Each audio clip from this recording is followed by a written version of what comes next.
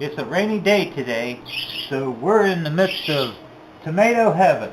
As you can see, we got lots of tomatoes.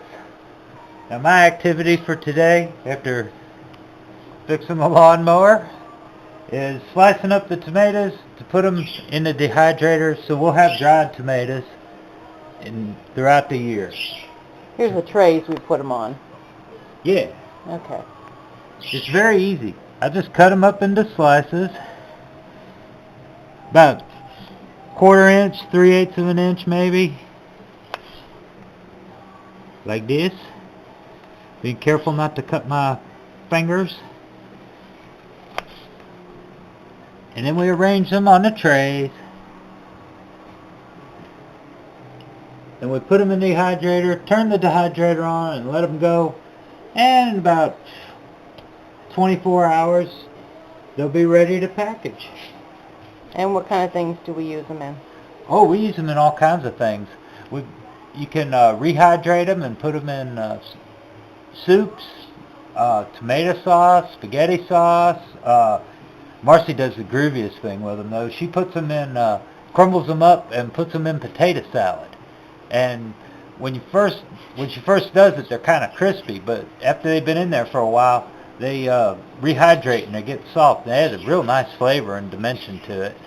Yeah, they're very flavorful because they're so... Yeah, some people just eat them like potato chips. Yeah. Like when Marcy's mom was alive, I used to give her lots of them, and her mom would just sit there and eat them like potato chips. And what's not to like? I mean, it's a tomato. It's good for you. The only thing you've taken out of it is the water, so you got all the goodies there. And I mean, you could have a glass of water on the side. It'd be all right. But anyway, we'll go see what's going on in the kitchen. I took a bunch of tomatoes today, and the first time I made tomato sauce, I ran it through a squeezo, like a sieve that takes the peels and the seeds out. But this time I thought I would just take the peelings off and try and make some tomato sauce with everything else. And it seems to actually be getting... I'm letting it cook down right now, and I put garlic and basil and oregano and salt and pepper and bell peppers, and I'm going to add some more stuff. But I'm right now just letting it cook down, and then I'm going to can it.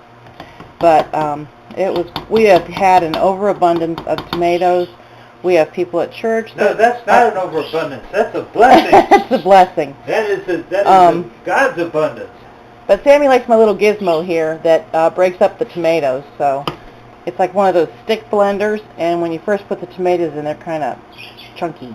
So it kind of goes down in and breaks everything up nicely. That is so cool. So that's what we're doing today on this rainy day.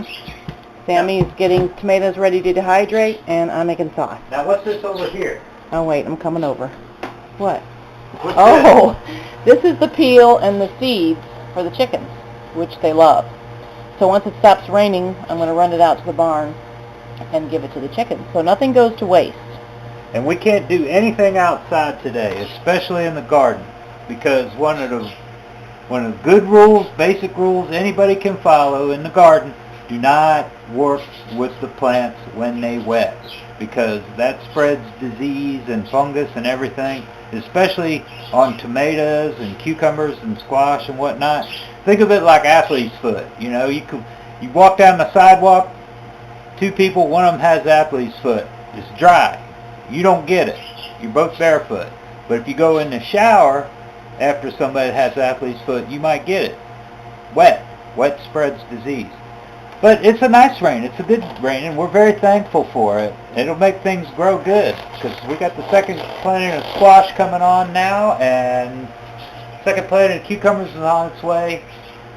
And right now, we're kind of enjoying sitting on our tuchus a little bit, cutting up and prepping this stuff. So we'll put our time to good use. You know, you got to work around the weather. Anyway, Marcy, do you have anything to add? That's it. Marcy's groovy cannon. Anyway, y'all, God bless y'all, and may your families be richly blessed today.